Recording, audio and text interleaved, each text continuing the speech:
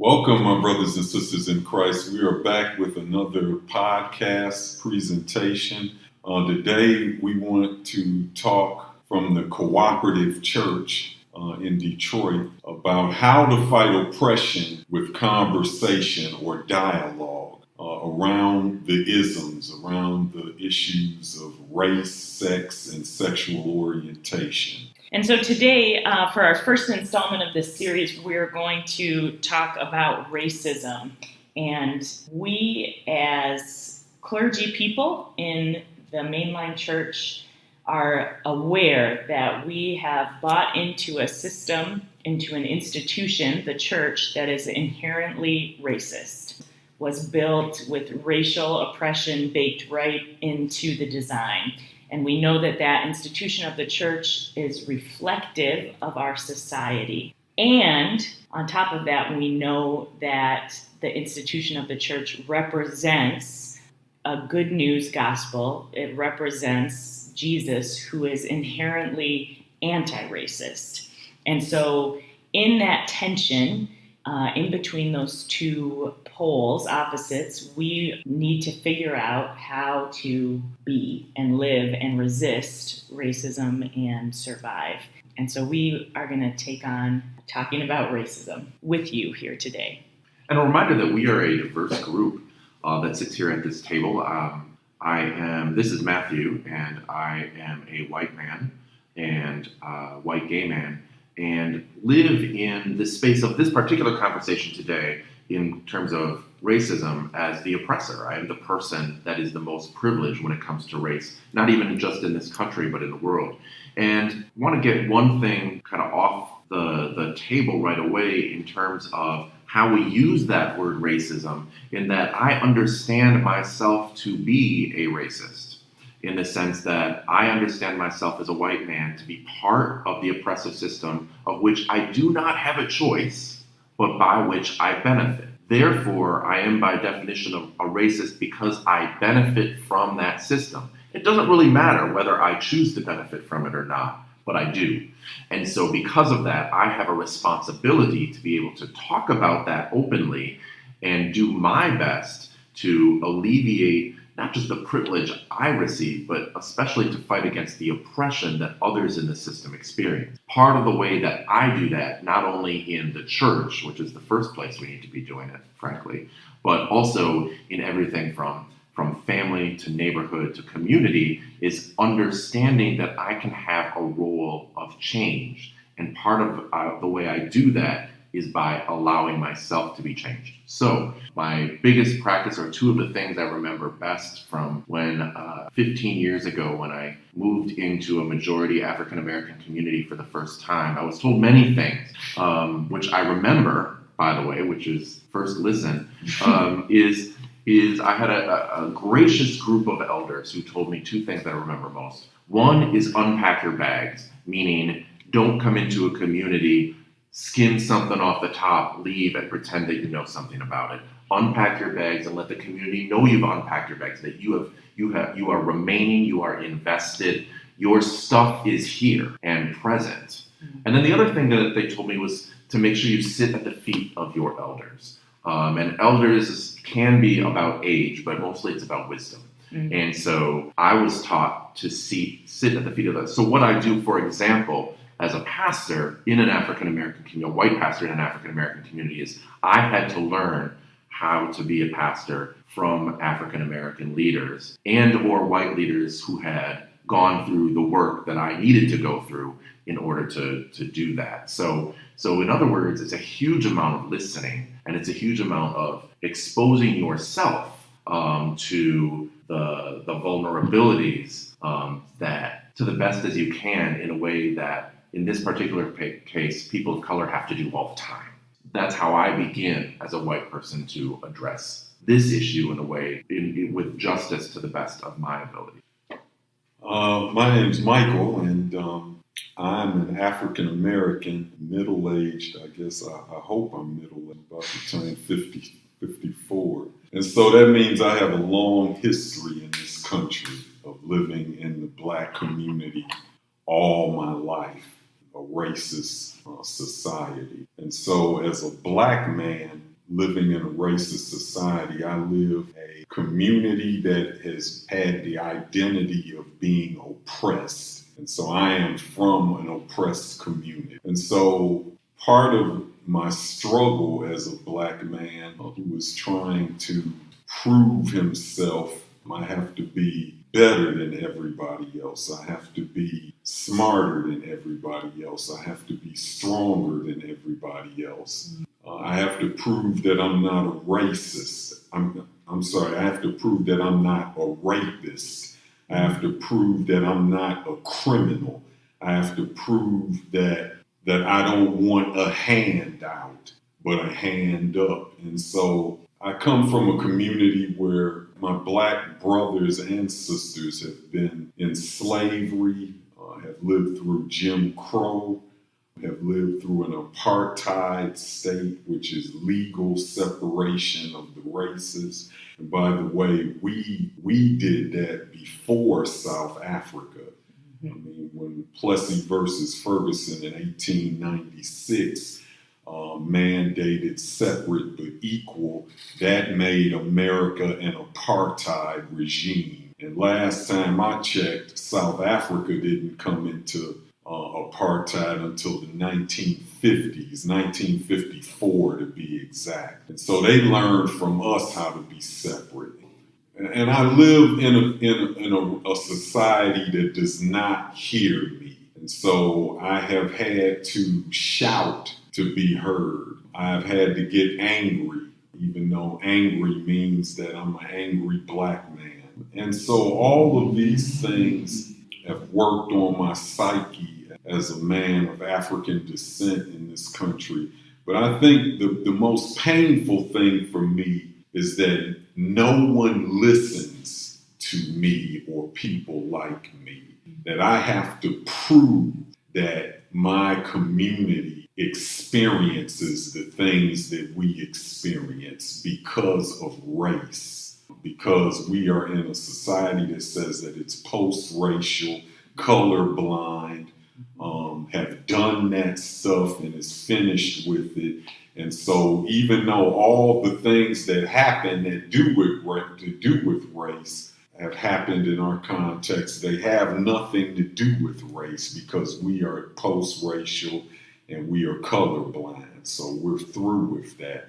Don't mind that half the people that are incarcerated are black and brown, or even though that we don't commit more crimes than anybody else, we just commit our share of crime. So that's what it's like to be a person of African descent in a racist society, proving yourself from moment to moment and not being able to turn away from the issue of race or racism because race is in my face all the time.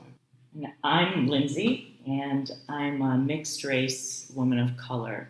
My ancestors came from Africa and were indigenous Americans and were German and were Scottish.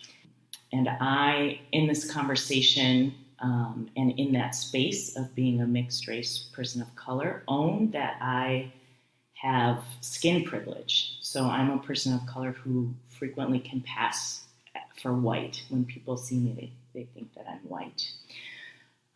But at the same time, part of the identity of mixed race people and the way that operates frequently in our society is racism tries to erase part of who we are. And I think in a wider way, racism, the system of race does that to all of us. But there is a sense of having to choose a side or an identity. You're either with us or you're with them. And there's a way that for mixed race people of color, your identity gets collapsed into this kind of forced choice. And so for me, in this conversation, part of the challenge or the external pressure from the system pushes against my need to be able to claim all of who I am. And the complexity in doing that, it's when you enter a conversation or are having coffee with someone, it's a little bit awkward or difficult when they ask you, who are you or what race are you, to sort of enumerate all of these different pieces of identity.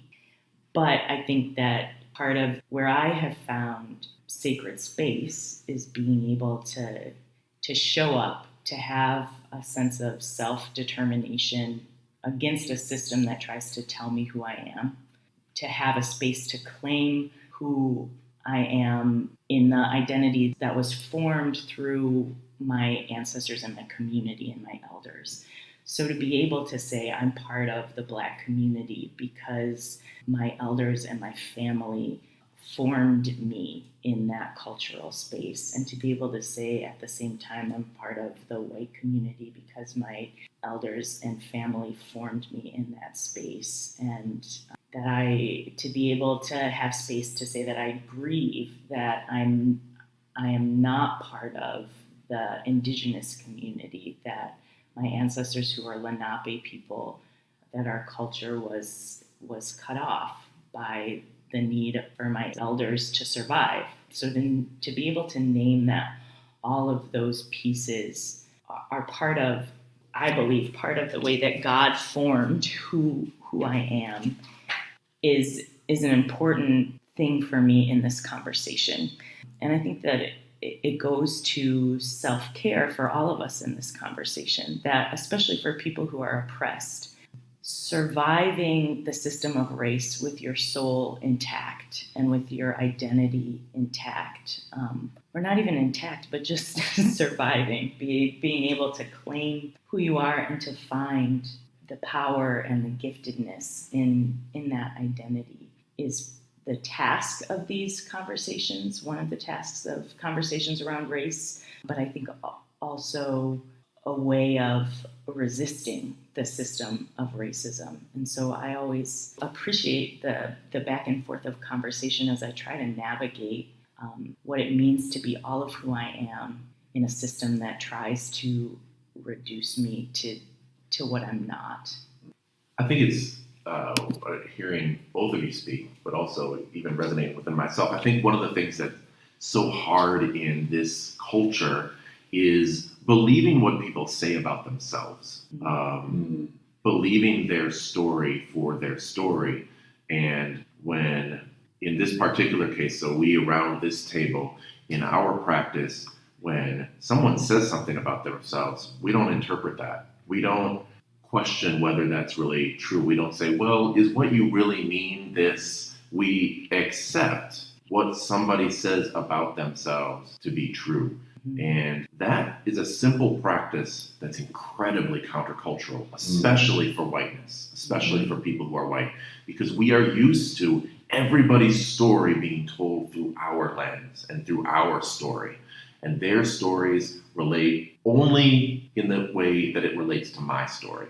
But instead, understanding that when someone says they have experienced something, not saying, well, that couldn't really happen, or what you really meant was, or, well, I didn't really have a part in that, so it's instead sitting there in the moment and just accepting, living, believing the stories that we are being told. Another thing that we do at our table to facilitate conversation is the way we deal with hierarchies. Hierarchies, when we talk about the issue of race, are expected, and those hierarchies tend to put our white brothers and sisters at the top of authority and people of color at the bottom. And so at our table, where we have a white brother, a black man, a mixed race female, the assumption might be that my brother Matt has all the answers because he's a white man. And so we resist that at our table. And the way that we do that is that we value the diversity that we have at our table. That because we have different cultures represented at this table, we're not creating a hierarchy based on race. We are saying that every voice is valuable, and that diversity that we have brings power to our conversations. instead of creating these hierarchies where somebody's at the top and somebody has to be at the bottom. And the other piece that we do at our table in terms of facilitating conversation, or that helps us facilitate conversation around this difficult issue of racism, is language. And one of the things that seems to impede conversation in the greater society is a lack of common language, that people, when they're talking about racism, often they're coming from different definitions of racism, different understandings of racism that are usually centered around personal experiences instead of the way systems work to give privilege to some and take privilege from others. At this table, when we talk about race, we have a common language and common understanding of race that is hinged on the whole notion that systems have the power to oppress people. Not saying that personalities aren't important, but we all talk about systemic racism. And so our definition of racism is one that's common to anti-racists, and that is race prejudice plus the misuse of systemic power equals institutional racism. And so that common language helps us to talk to one another so that we don't get caught up in those minute pieces, that we can actually talk about what's happening and be real with one another. The hierarchy piece reminded me that oftentimes we're in public spaces where even if we are fighting against hierarchy, that hierarchy is put upon us. And it's assumed that I'm in charge, and the community sometimes pushes for me to be, as the white man, to be in charge of the three of us, or of our churches, or of our cooperative. It's something that we have to not only address within ourselves, but outside of ourselves as well.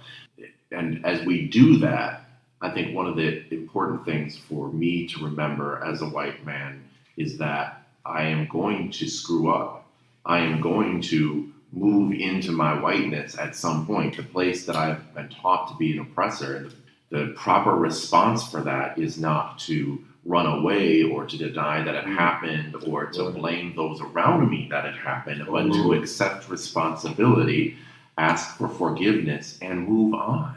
Because I trust that my community has already embraced me and they understand who I am and will forgive me as well. It's just don't do it again, and don't and do your best not to do it again, and keep moving through that. The worst kind of whiteness is whiteness that's not acknowledged. Everything can be brought through, and if I understand that I am a white person with this privilege and this power, I can accept. And I did not.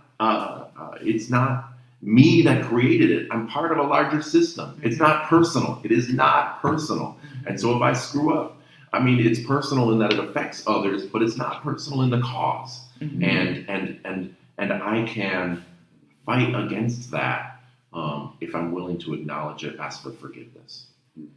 Right, and we are aware that we've all been trained in the same system. We're all socialized in the project of the United States and the racialized hierarchy that it purports to all of us, right? So it's easy for us to default into the system we were trained into. So Matt, your screw up might be to default into that leadership hierarchy that everyone expects you to be put first, whereas Michael or myself, the default is to play second fiddle, is to step back and to sort of just know that's our place. And so I think part of the way that people of color, and at this table I'll make it personal, that I need to own my role in this system of race, is that I need to step forward when you step back. And that shared language and that shared understanding of the system and the realization that we're all in the same system but are put into different slots, that helps us to make choices against the system. So we are intentional you have to be intentional to move against the flow of the racism river that we're all swimming in, right? And so I think for us, for me, one of the areas where I appreciate my colleagues pushing me is to say, to inviting me to show up and holding me accountable when I don't show up, when I default into a subservient role, when I am silent because society expects me to be silent. That's my screw up. That's me not doing my job to resist racism. And I think that's one of the benefits of this table is that we are called in different ways to be anti-racist, but because we know that and because we have shared language, we can help each other to be accountable to that call. Amen. And the other thing that I think we understand also at this table is that in a society where conversation is considered to be passive, I mean, we believe that conversation is an act of resistance, that it is an act of resistance to talk about racism if we do it in a way that brings integrity to the conversation. Because changed conversation and changed practice and how we speak to one another changes that behavior that happens outside of even our table and on our jobs. And if it ever gets easy, then we're doing it wrong. Now, don't get me wrong, it gets more comfortable, it gets more instinctive, but it's never easy, and it never becomes something that we can be lazy about, because resistance is constant. You know, Jesus was fighting the Roman Empire and the forces and powers and principalities against it. And he was consistently and constantly confronting individuals as well as whole communities to do the small and large things to resist. And so our last podcast or our last conversation, we invited you into a movement. We are here to recruit you. We are here to recruit you into this resistance. And hopefully you've heard something today that will help you practice that in your own life. So thanks for being with us today. Make sure you tune in next time when we talk about conversations about sex. About what? Sex. Oh, Lord. Oh, my goodness. Say it ain't so.